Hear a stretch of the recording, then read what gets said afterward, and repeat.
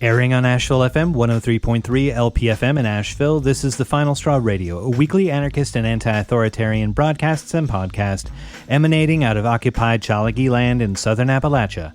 We bring you voices and perspectives from projects and struggles all around the world, and you can find our archives, transcripts, ways to follow us and support us at thefinalstrawradio.noblogs.org. This week on the show, we're starting out with an interview with Lo and Meghan, two supporters of Jewish independent journalist, artist, and anti-fascist leftist from Albany, New York, Alex Stokes Contompasis. Alex is serving a 20-year sentence for defending himself and three other community members attacked by Proud Boys and Oath Keepers at the New York State Capitol on January 6th of 2021. Here we speak with Lo and Meghan, two friends and supporters of Alex, who talk about Alex's media work, the politically charged court case, and his ongoing appeal. More on his case can be found at freealexstokes.com. Then you'll hear from our comrades at Frequenz-A in so-called Germany with a recent interview of Anya of the grassroots group Solidarity Zone, which offers legal, media, and other support to folks facing charges of anti-war direct actions inside of Russia, to speak about their work in the case of Ruslan Siddiqui, an anarchist who does not deny the charges of railway sabotage against the Russian war efforts against Ukraine. This segment appeared in number 75 of Bad News, Angry Voices from Around the World, the monthly podcast by the A Radio network of anti-authoritarian and anarchist radio and podcast shows, of which we are a member. You can find that episode, plus a bunch of obviously 74 other past Bad News episodes, with content provided from folks from South America, Europe, and North America at a-radio-network.org. And you can find out more information about Solidarity Zone by getting in touch at solidarity_zone at riseup.net. Or you can send them money via PayPal that way. You can also find their Telegram or Facebook accounts either by solidarity_zone on Telegram or on Facebook at facebook.com/solidarityzone. Finally, you'll hear Sean Swain reading from an incomplete list of people killed by law enforcement in the USA during the month of April 2023. Just a couple of quick announcements. The saga at Red Onion Prison in Virginia continues. There's been reports that Rashid Johnson has been transferred out and is in medical at a different facility, Powhatan, and mysteriously his number has disappeared from the Virginia Department of Corrections prison system list of incarcerated prisoners, which is a bit shocking. This goes alongside of his continued participation in the hunger strike, as well as the continued participation of other people at Red Onion Prison against the deplorable circumstances there, the lack of medical treatment, and the unjust and unsupervised application of solitary confinement without end at that prison. So there's been requests for people to continue to contact the Virginia Department of Corrections to request that they apply their standards at the minimum around application of solitary confinement at Red Onion. And there will be contact information in our show notes. You can find a past interview with Shupavu Karima, who is in the Revolutionary Intercommunal Black Panther Party, of which Rashid Johnson is the Minister of Defense, who I spoke with talking about the conditions of that prison. And again, in the show notes here, you'll be able to find information about who to call, who to email at the Virginia DOC to make sure that Rashid and the other people at that prison don't get left in the dark and alone without medical treatment. Another quick announcement, there's been the launch of a campaign aimed to continue projects in indigenous territories in Sao Paulo, Brazil, for which there is a fire fund fundraiser. From it, quote, "We've been for more than 2 years working on agroforestry, supporting with water distribution, food transports, helping the animals, and also a lot of demands on these territories." You can find out more information about supporting that solidarity effort in Brazil with indigenous communities at firefund.net/CUAPI and the number 2.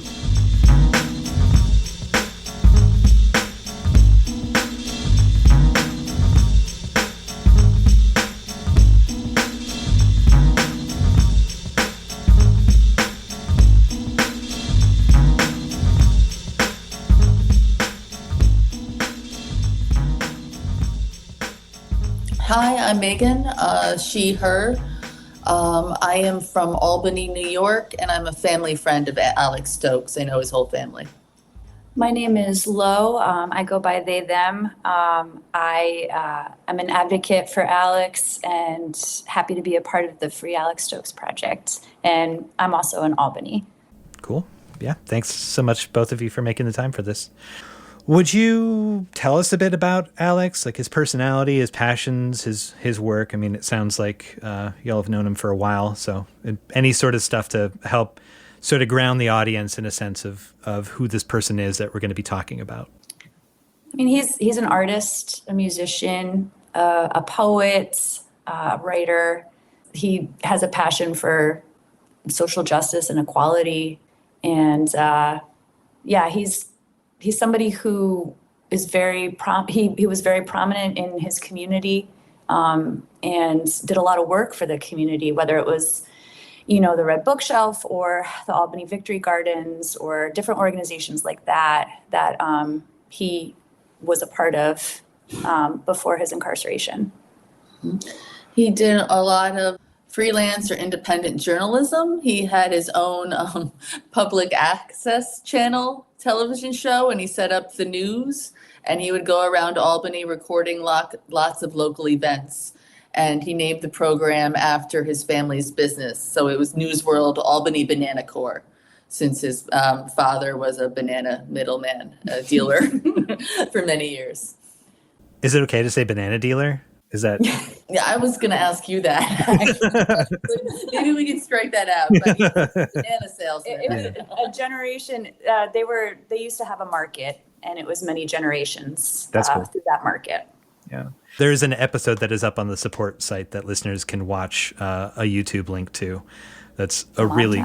Yes. We have several original episodes that he broadcasts himself. So you can go through that through the site. But there is the 7-year highlights reel. So that is actually across, the 7 years of his filming.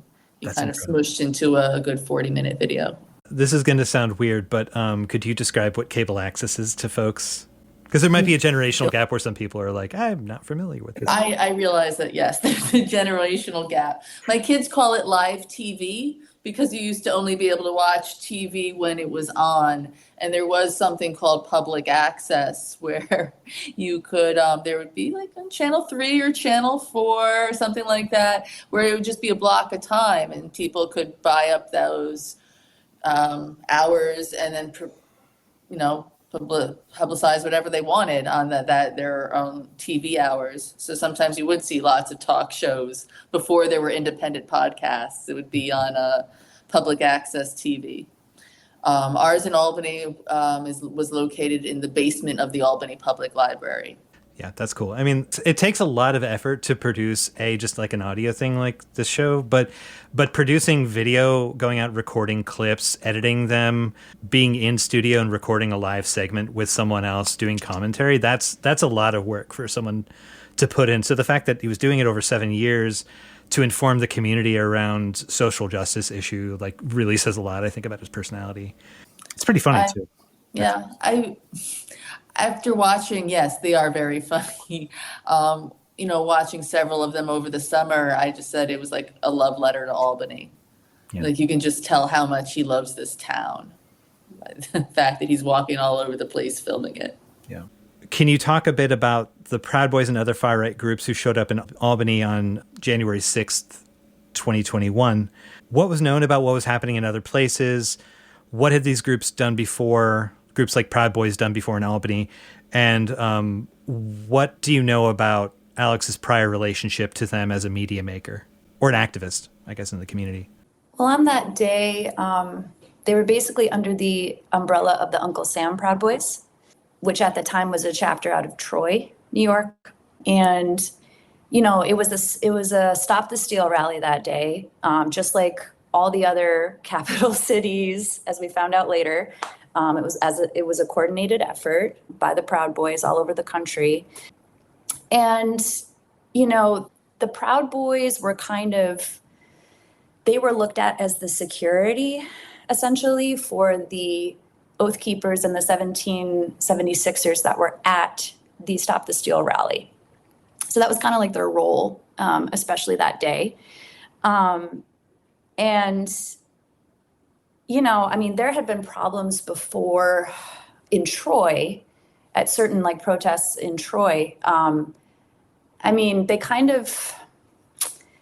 Albany was kind of like a different battleground, I guess you could say. So, yeah, I mean, he had been just like learning that they were, you know, as we all know, that they're very dangerous people. And he was just trying to be there in case he needed to keep people safe. Like, I know that, as you said, like this sort of thing was happening in places all around the country. Like all eyes were on DC, but groups were showing up or had threatened to show up in capitals around the country. And there was like a major fear that there was going to be some sort of coup d'etat, some sort of like coordinated mass violence that was going to occur. And so, to your knowledge, was Alex showing up as a media personality to cover this, as a community activist, or some other capacity? And could you explain what happened to him there? He was there as both a community member and as a journalist. He had been taking pictures that day, and there was a Black counter protester there who had his hands in his pockets the whole time, and there was a verbal exchange between him and a Proud Boy.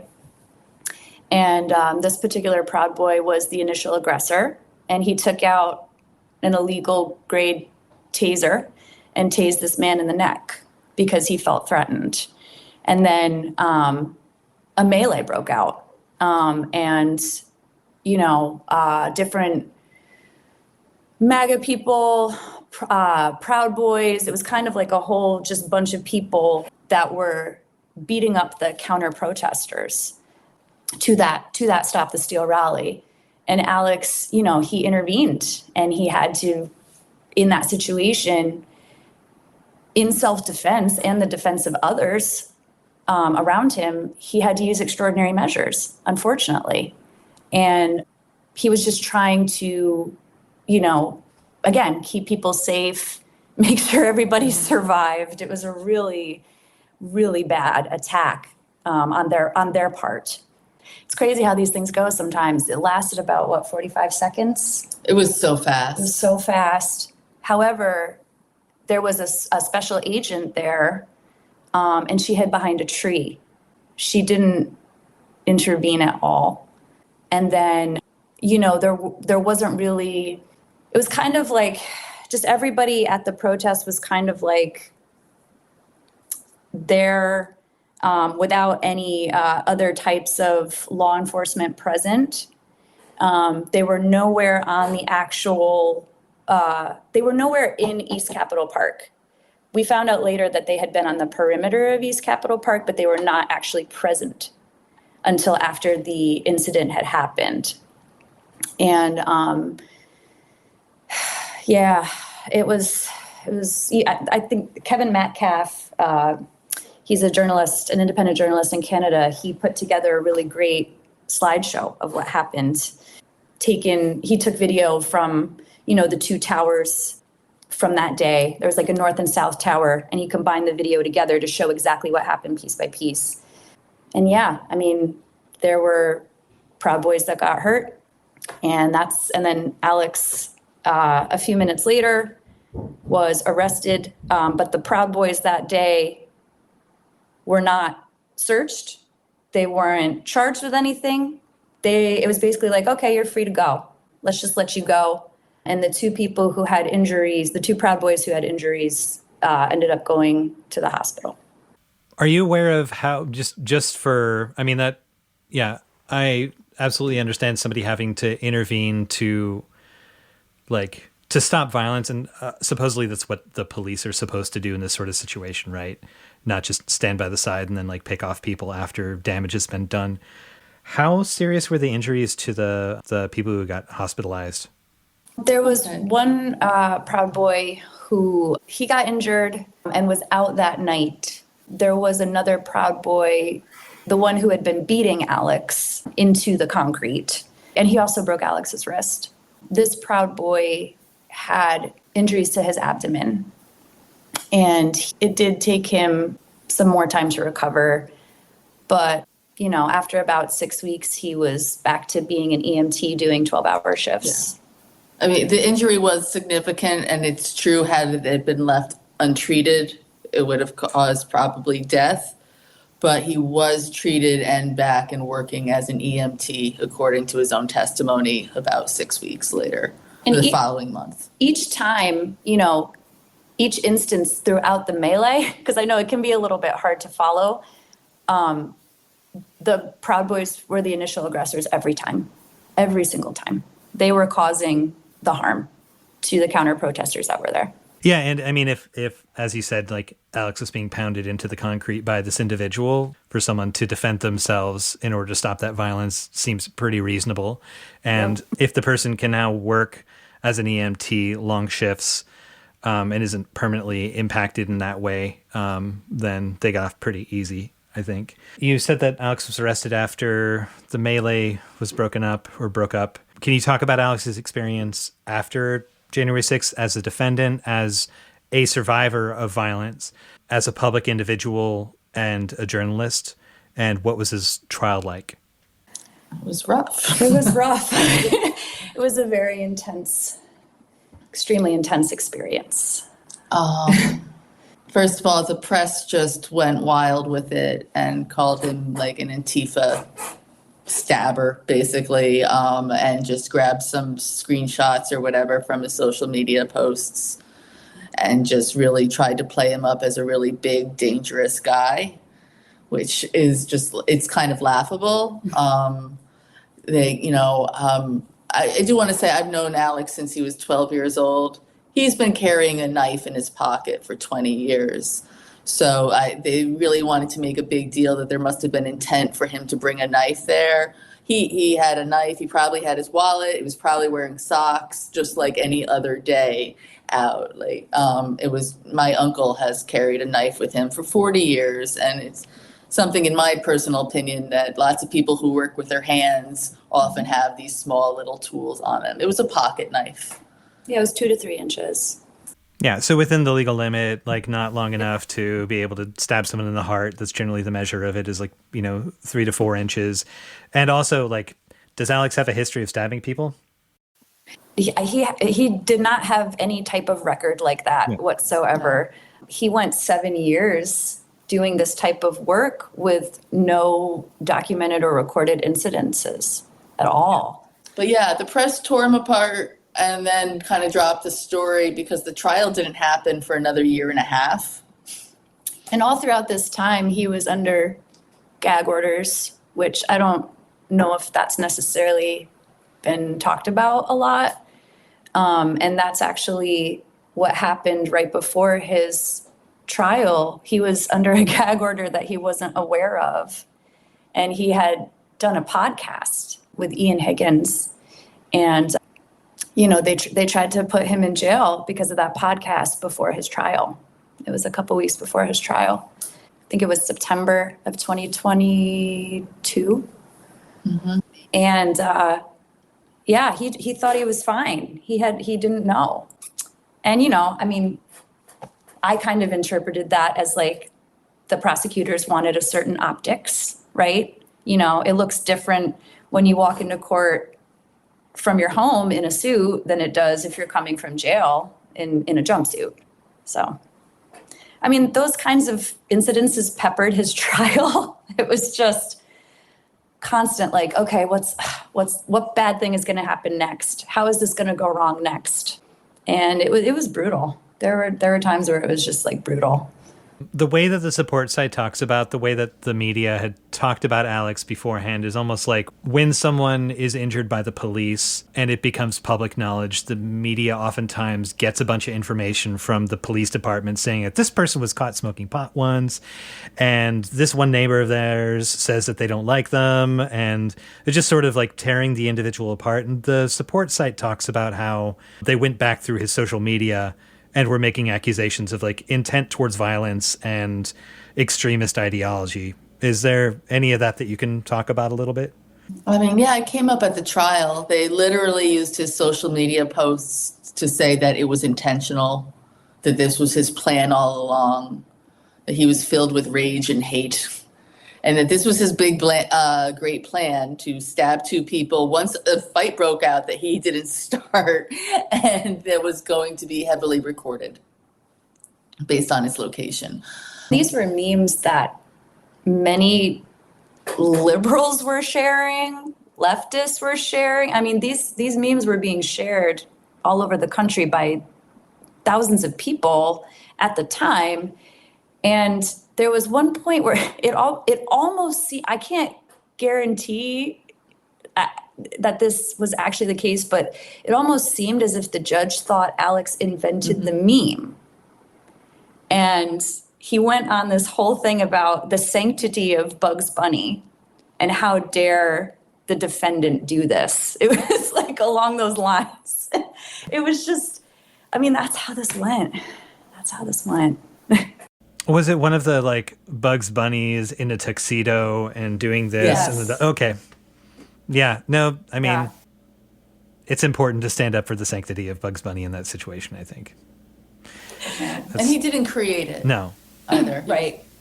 How long did the trial last, and what was he convicted of and sentenced to? All right. It was technically just 3 days of actual trial piece. There was 1 day of jury selection in the beginning, and then the sentencing was on Friday, which took about half a day for the jury to deliberate. They actually did it during a working lunch. We went out to lunch because we thought we had time. It was literally a 5-minute walk down the street. And we weren't able to we had to leave right away because they had a verdict so fast. Yeah. It was, at the time, it was assault in the first degree, attempted assault in the first degree, assault in the second degree, attempted assault in the second degree, and possession of a weapon. That was carried over from the thing we were talking about earlier. But, during sentencing, the attempteds got...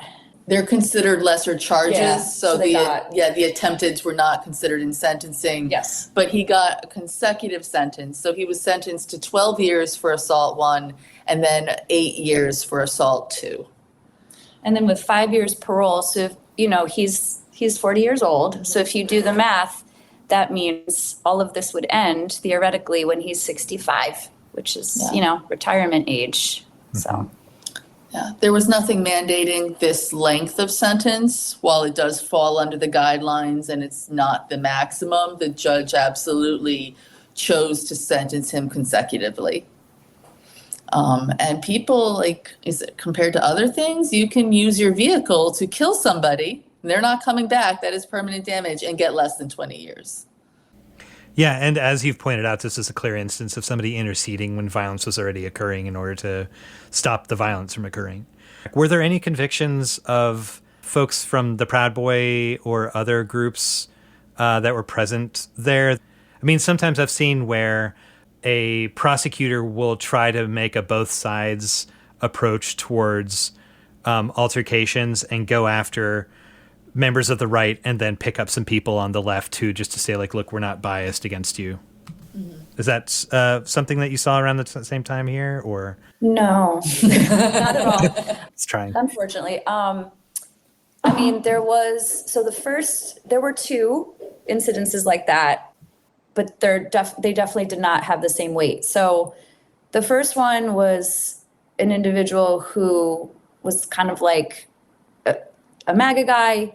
He was the only one that got searched and arrested that day. He hit one of the counter protesters in the eye with a flagpole, almost poked her eye out, actually.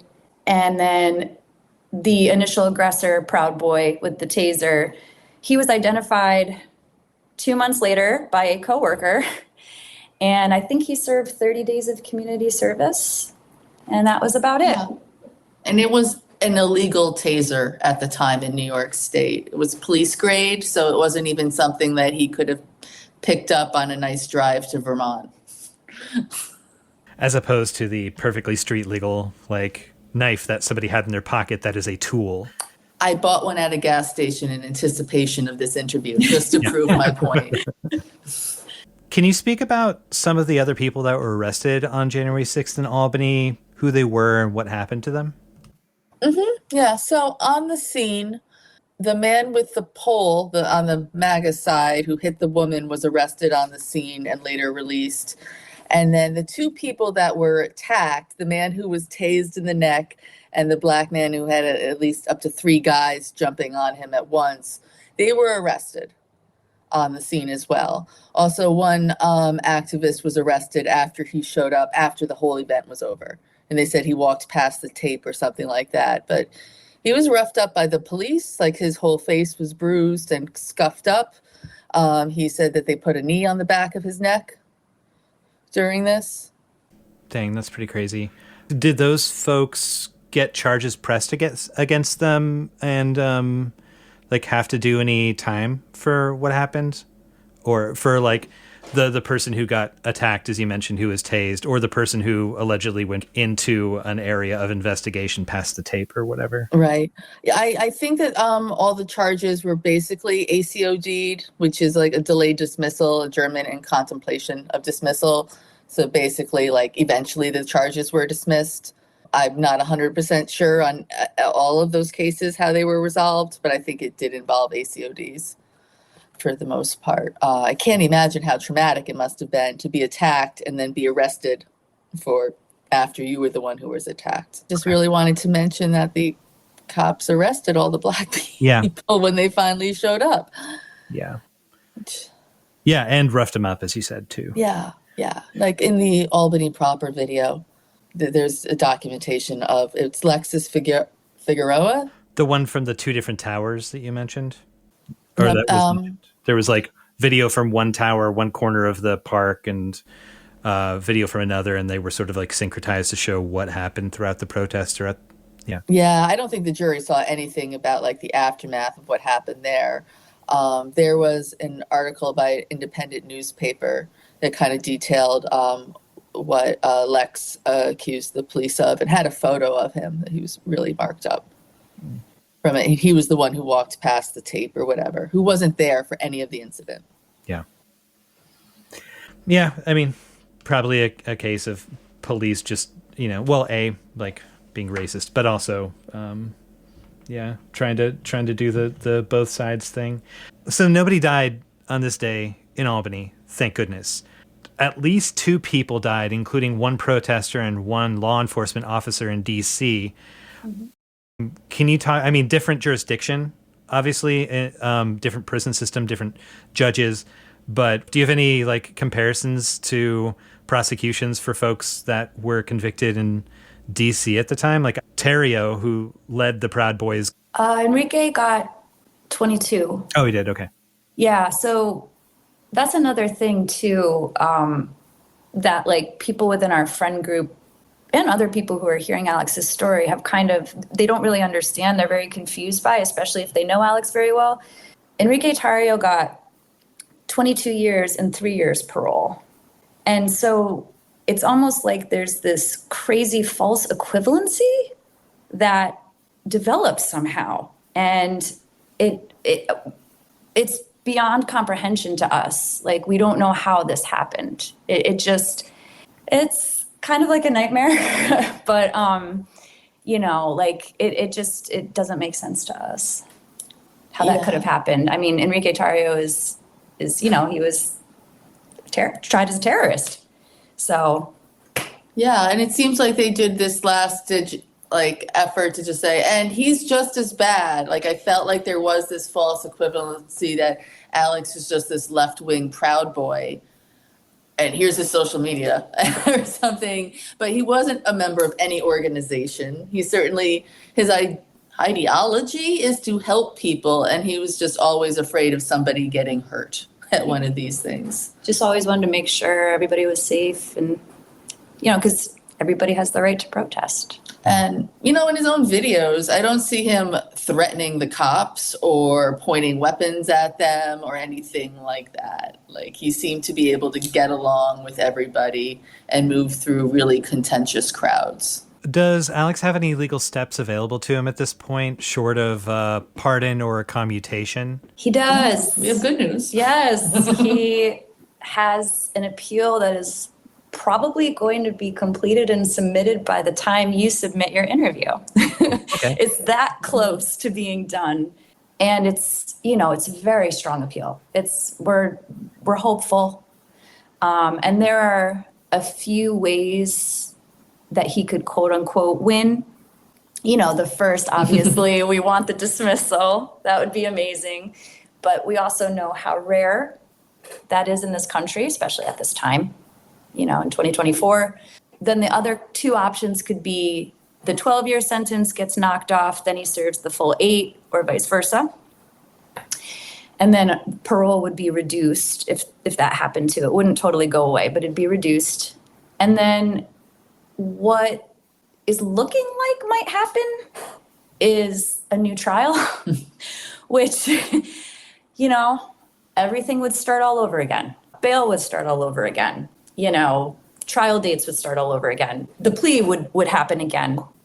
So it's too hard to tell right now exactly how the third appellate in New York State wants to tackle this, but we're almost there. Yeah. That's great. It's exciting. We're, like you said, almost there. We'll know this time a year from now. We'll have answers at least. And it looks like at some point in the second half of this year, you'll hear more about the appeal and the answers to it. I know everyone wants to see everything. People want to read the transcripts, and I understand that, but not yet. You just got to wait until this is actually, the judges have to look at it first. Yeah. What's the appeal based on? Is it based on an unfair sentencing? Is it based on withholding of evidence, the jury handling, or can you talk about that? How about all of those? Okay. So there are 8 points, and that's all I can really go into. I guess I could give you a comparison from what I understand, and I'm totally new to this. I had to learn everything really fast. From what I understand, usually an appeal has 2 to 3 what they call merits or sections. This one has 8. So that just gives you an idea of what happened during trial and what happened preceding trial. Cool. That's that's really great news that I was not expecting, and I thank everyone who has contributed to his legal fund. It has been super vital. And Alex thanks you, and we're very appreciative of everyone who has bought prints, who's donated. It's seriously been essential. Thanks to the International Anti-Fascist Defence Fund, because they advertised Alex's case. Oh, that's that great. Really helped a lot too. Are you still? I assume you're still fundraising, because this is an uphill battle from here, and everything restarted. So Alex is quite an accomplished painter. You mentioned that he's an artist before. Can you talk about the print fundraiser project and what that entails, some of the images that are on there, et cetera? Sure. Yeah. They're people that have influenced Alex throughout his life, whether they were, civil rights people or musicians or, people who, stood up and resisted, basically. Yeah. We don't know why we said 3,000. I don't know. It seemed like a good number at the time. We were very stressed. Yeah.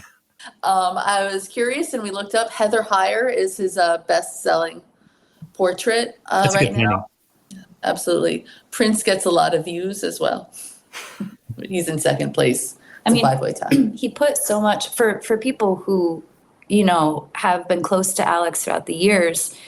They know how much emotion he put into the Heather Heyer one, especially because what didn't get talked about at trial at all is his work, as we said, but also the experiences that he had doing that work. I mean, he was there as Heather Heyer died, he watched her die, and then he created this, beautiful, portrait of her, and, just stuff like that was never really discussed.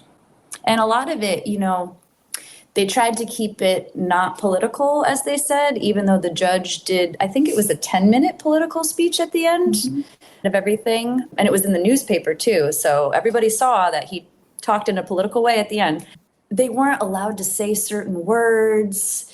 they weren't allowed to say certain phrases. His trial lawyer, Jasper Mills, was very limited in what he could do for Alex in certain situations. And they tried to focus on on the violence instead of the day, instead of the circumstances, stuff like that.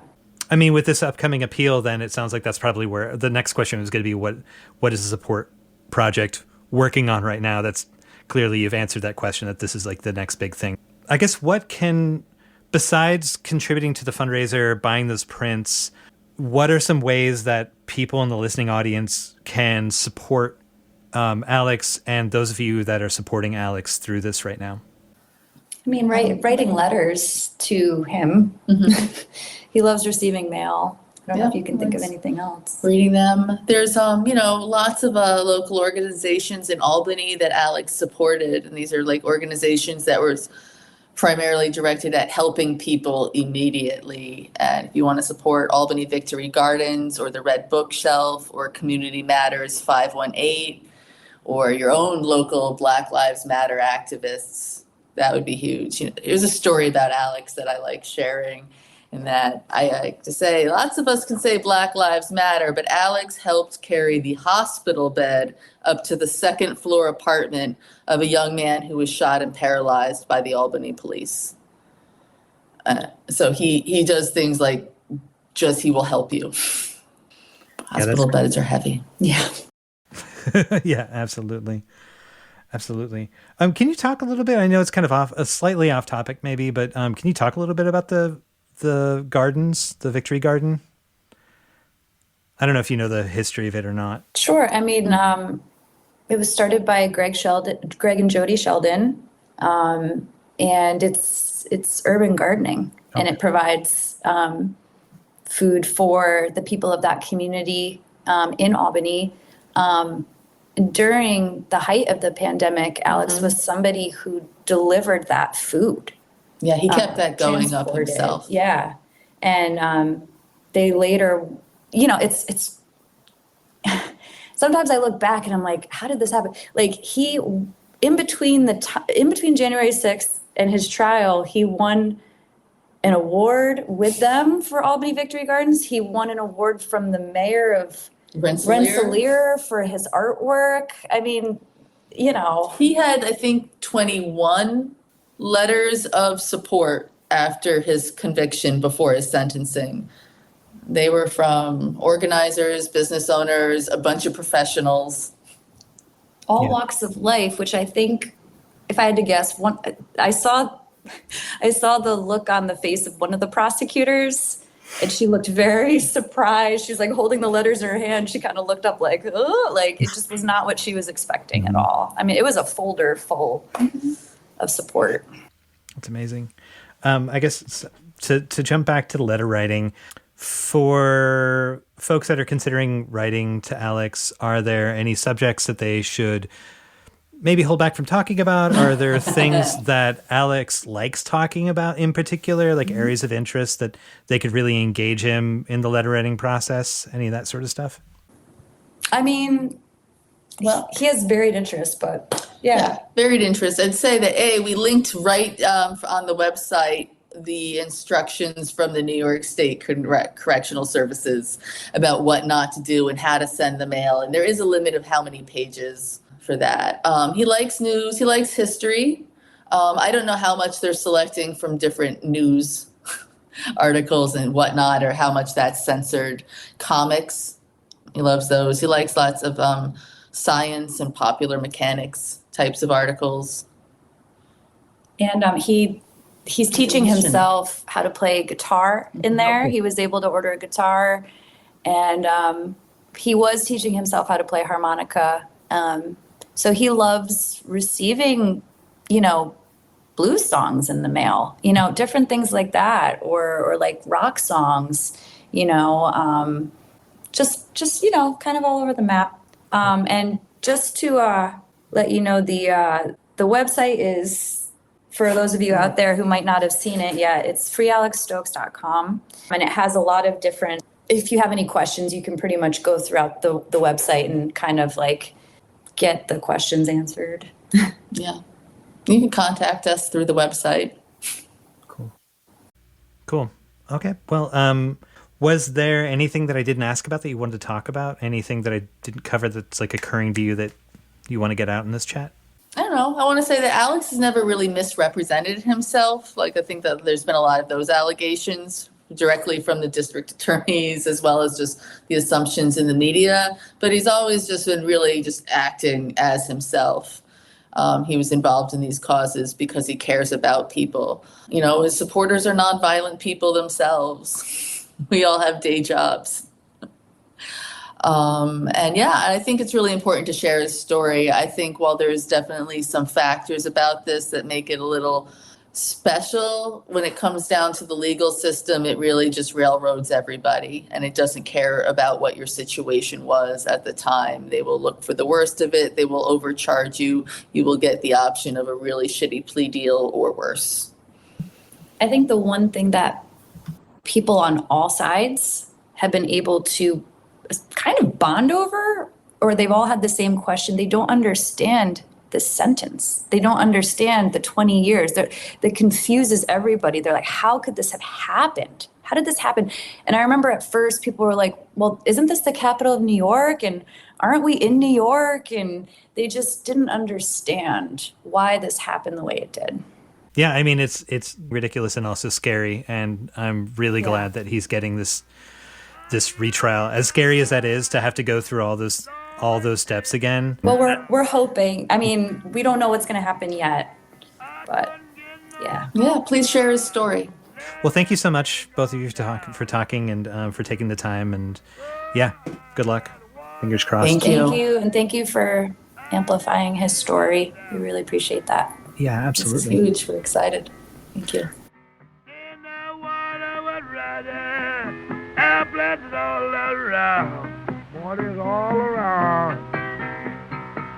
It was 50 minutes July, some just sing and drown.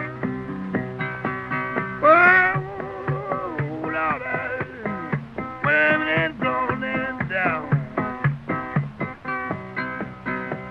Oh, women children shaking down. Lord have mercy. I couldn't see nobody at home, and was no one to be found. The Final Straw is a proud member of the Channel Zero network of anarchist podcasts, and here's a jingle from another member of CZN. The border is not just a wall. It's not just a line on a map. It's a power structure, a system of control. The border does not divide one world from another. There is only one world, and the border is tearing it apart. The Ex-Worker Podcast presents No Wall They Can Build, a guide to borders and migration across North America. A serialized audiobook in 11 chapters. Tune in at crimethink.com/podcast. If you want to support The Final Straw Radio, you can subscribe to our podcast via various platforms, follow, rate, and share our materials online, and learn more at tfsr.wtf. And if you'd like to fund our transcription work that allows for easier translation, more accessibility of content, and the zines that we produce from each interview, consider picking up some merch from us or making a one-time or recurring donation via PayPal, Venmo, Stripe, or LibrePay, or joining our Patreon to access early release content and other goodies via the links that you can find at tfsr.wtf/support.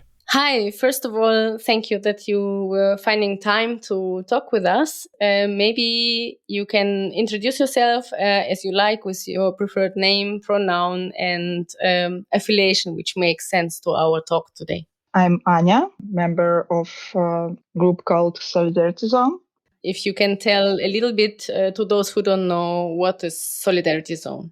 Solidarity Zone is a grassroots initiative that provides legal and humanitarian and media help to those arrested for anti-war direct action in Russia. It can be setting fire on administrative buildings and military recruitment offices. It can be railroad sabotage and similar actions against Russian war machine and government itself. We appeared firstly as a group of friends who already, each of us was involved in prisoner support before full-scale invasion into Ukraine. After 24th of February 2022, we noticed in the news that some actions, anti-war actions, are not matching criteria of support of liberal human rights organizations. They didn't organize defense of persons who committed radical actions against war. And firstly, we decided just like informal group to defend several people that we found in pretrial detention centers. And then more such cases appeared, and we realized that we need to call ourselves somehow and create social media accounts to spread the word about prisoners, about kind of protest, because it's, on the one hand, it's pretty idealized by different groups, actually. Yes, thanks for this brief explanation about what Solidarity Soon is doing. Hello from my side as well. Today we wanted to specifically talk about the case of Ruslan Siddiqui. Maybe you can first of all explain to our listeners what the case is about. We know this case because a friend of Ruslan sent us mail with information about his arrest. After that, we sent a lawyer to Ruslan, and through the lawyer asked him to tell us a bit more about his case and about his position. After that, we, together with Ruslan and his friends who contacted us, decided to organize his support together. Ruslan is accused, and he doesn't deny these accusations. He derailed 19 carriages of cargo train in Ryazan region. He made self-made explosives in 2 spots on the railway and watched it through the camera he installed near the railroad. He was waiting when cargo train, military supply train will pass this part of railway, and then to blow the rails and derail the train. Actually, his plan was to destroy the rails and stop for some time moving of military supply trains. But the train which was derailed by Ruslan wasn't used by Russian military. Yeah, but anyway, this part of railroad was destroyed, and the damage, according to Russian railway company, was named like 30 million rubles. And yeah, it took time to restore the moving of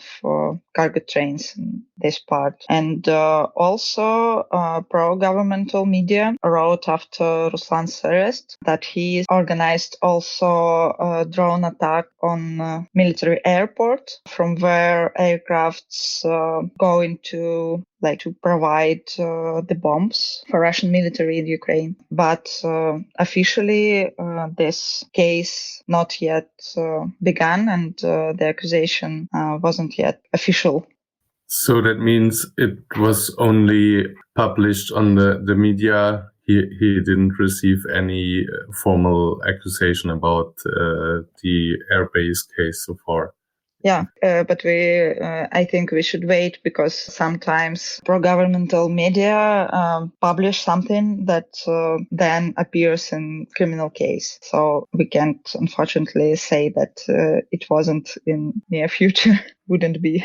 Maybe you can say some more words. From my point of view, it's like quite strong position to don't deny that the accusations about the derailment. Is it because of that there's that much evidence that he is not able to deny it anyway, or is it also kind of a political position that he is like, say, that's really like this kind of action is something, I don't know, he can stand for, or because of his ideology or his beliefs or whatever?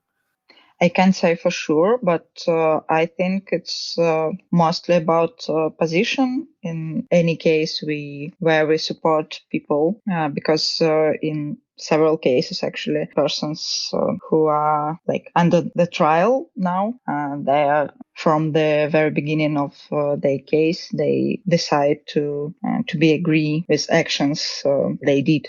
Yeah, and I think in the case of Ruslan, it should be same. But also, maybe it's important to say that it can be several hours between real arrest of a person and kind of official arrest. And this time very often used by security service like FSB or cops for torturing people, for beating them to get some proper like words, witnessing against themselves. And I think it can be also part of the reason why people sign in documents with accusations.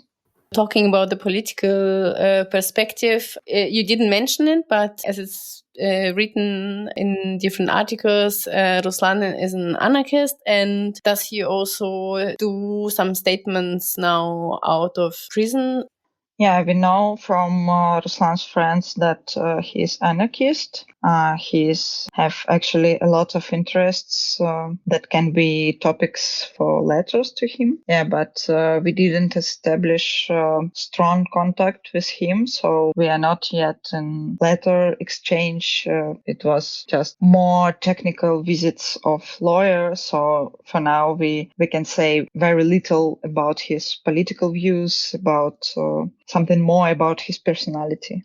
But I think it should be possible maybe during the so-called investigation, because first time when Ruslan facing the most pressure from security services, from prison staff, and in other cases we see that after several months of detention it becomes easier and it starts to be possible to ask lawyer to talk with prisoner, to ask him or her about interests, about political statements or something that a person would like to spread outside of prison. What is, by now, with the accusation which Ruslan has already officially, what does it mean? How many years of imprisonment he can get?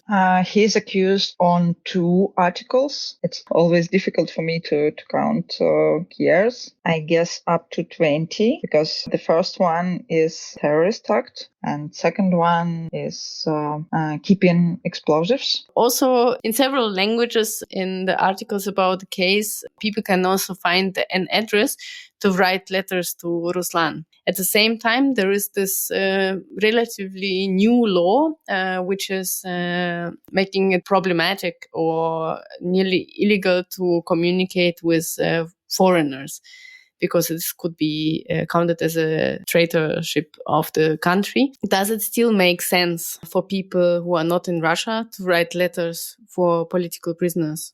Sorry, I didn't understand which law do you mean? About confidential... Yeah, confidential interactions with foreigners, which can be also problematic. Make it illegal to communicate. I guess this law mostly done for people who are free, to make more criminal cases. But I don't know about, even I can't remember if somebody between prisoners even mentioned that. So from your perspective, it is still makes sense to write letters? Of course, but the only point here is that censorship in Russian prisons allows only letters in Russian. So you need to use online translator or to ask someone who speaks Russian to translate the letter. And there are a couple of services that still quite good working with foreign telephone numbers, foreign bank accounts, like prison mail. And and a bit more complicated for Zona Telecom. These two services is possible to use from outside of Russia. Right. Apart writing letters, is there other opportunities to support Ruslan and or your work as Solidarity soon? Now there is maybe easiest possibility to support Ruslan directly is to donate for the work of his lawyer, because right now we are running a fundraiser for lawyer. Yeah, and if here maybe a question about importance of legal defense in Russia now. The most important for us as a group is to have a connection with person in prison without censorship, and possibility to organize maybe sometimes not really legal, but kind of solidarity and showing that person isn't left alone. Yeah, emotional support. Also, good lawyer is only possibility to tell to outside of prison about tortures, about bad conditions. Yeah, because it's a really common thing that prison staff maybe don't do something directly against political prisoners, but just putting them in such living conditions when, for example, there is no part of glass in the window and the winter starting, and doing such things that make their life more difficult. Is there anything else you think is important to say as about the case of Ruslan or about your work in general? Or, as the previous question was also how to support you directly. Yeah, actually, there are not much possibilities from outside, but from outside of Russia, because when we write posts in social media in Russian, we also ask people to send parcels to pretrial detention center, because it's not limited yet, like in prison then, because in prison there are very few packages you may receive a year. Yeah, and actually about prisoners, it's only two possibilities: to write letters and to donate for certain campaigns. Yeah, and also, of course, spreading information is very important, and it's also kind of protection for prisoners and for us also. And about supporting us, first option is financial support. We have Patreon page, or also we know that Patreon offers a lot of fees for people who would like to donate us. So we really happy when somebody organize events in solidarity with us and find some ways to avoid Patreon. Also, spreading information, calling us to events, also great support. Thanks a lot for the interview, and a lot of respect for the people in Russia fighting back and or trying the very possible to fight back, and a lot of respect for your work, and thanks a lot of strength for you. Yeah, from me too. Thank you, and thank you for invitation. And now some words from anarchist prisoner Sean Swain. 19 people in the U.S. were killed in mass shootings in the month of April 2023. That same month, 107 people were killed by cops, according to an incomplete list compiled by the Washington Post. These are their names: Dwight Cornwell, Erica Jara, Bianca Colon Hernandez, Tyler Raymer, Zachary Scott Polk, James Corey Donald, Eduardo Lee Hoover Jr., Jose Luis Hernandez. Name withheld, April 2nd, Las Cruces, New Mexico. Tadarius Fuentes Smith, Michael L. Rogel, Zachary Hoffman, Norman Levine III, Zachary Davis, Roy McGrath, Victor Eduardo Nava, Josh Wayne Tanner, Robert Robbie Dotson, Dontel D. Thompson, Verlin Van Hoy, John Wilburn, Christian Baltazar Torres, Mark Wadsworth, Michael Gann, Homea Tony Spence Jr., Glenn Douglas Perry, LaCorvus Tamar Daly, Ramon Perez, Deandre Dre Solomon. Name withheld, April 9th, Bruton, Alabama. Name withheld, April 9th, Brookhaven, Mississippi. Edre Toledo Ochoa, Jared Decker, Connor Sturgeon, Felipe Amezcua Manso, Dave Rafael Sanchez, Jamar Vantrell Thompson, Jamal Smith, Brandon Zapata, Richard Ruiz, Matvey Anthony Komenko, Zachary Wayne Pace, Stephen Howard Goldstein, David Earl Kingsley, Elmer Lopez Castaneda, Henry Jackson, Daryl Fussell, Cesar Robinson.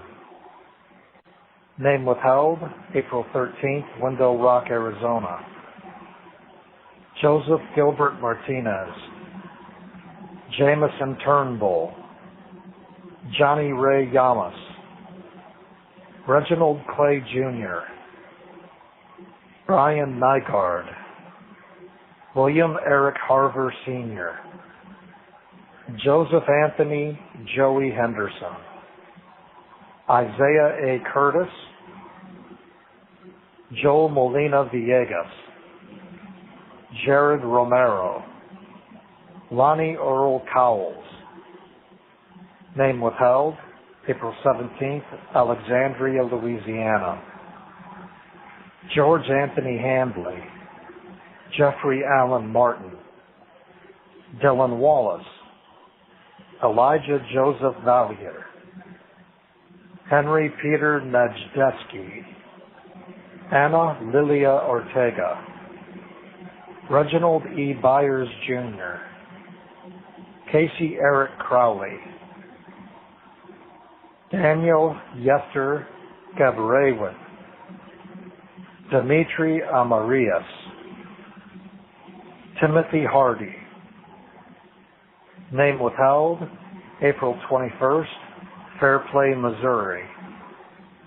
William F. Volker, Joseph Anthony Joey Gonzalez, Joseph Jiu-Jitsu Joey Riviere III, Jeremy Shane Brown, Jaime Reyes Hurtado, Michael Kenneth Lee, Robernard Benjamin, Larry Kalk, Joseph Dwayne Taylor, Tracy Hayes, Christopher Ox, Carl Jones, Luke Mendez, Jack James Watson, Thomas Michael Senior, Amaria Henderson.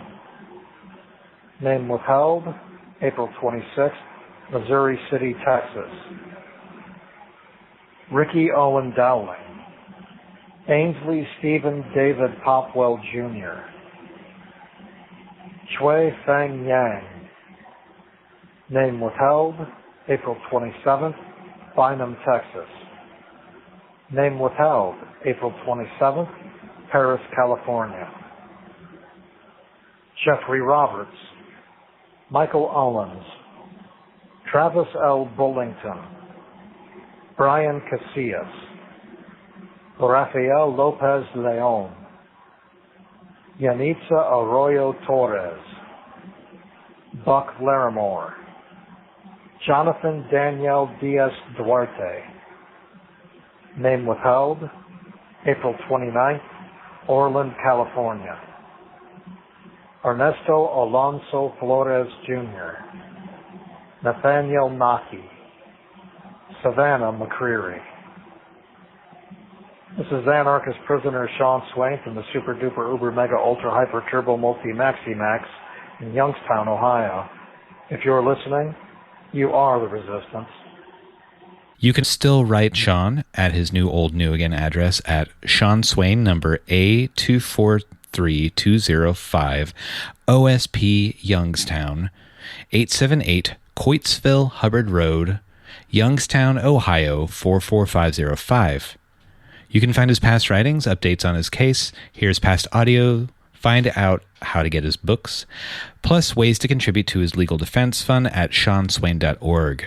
This is The Final Straw Radio. This show will later be archived at thefinalstrawradio.noblogs.org, and you can email us with questions and suggestions at thefinalstrawradio@riseup.net or thefinalstrawradio@protonmail.com. If you'd like to use any episode for your project or radio show, feel free to do so. Just send us an email to let us know. If you care to, you can send us letters at TFSR, P.O. Box 6004, Asheville, North Carolina, 28816. Programming support is brought to you by Firestorm Books. Located at 1022 Haywood Road in West Asheville, Firestorm is a bookstore and social movement space owned by its workers, in operation since 2008. Their event calendar and complete catalog of books can be found online at firestorm.coop.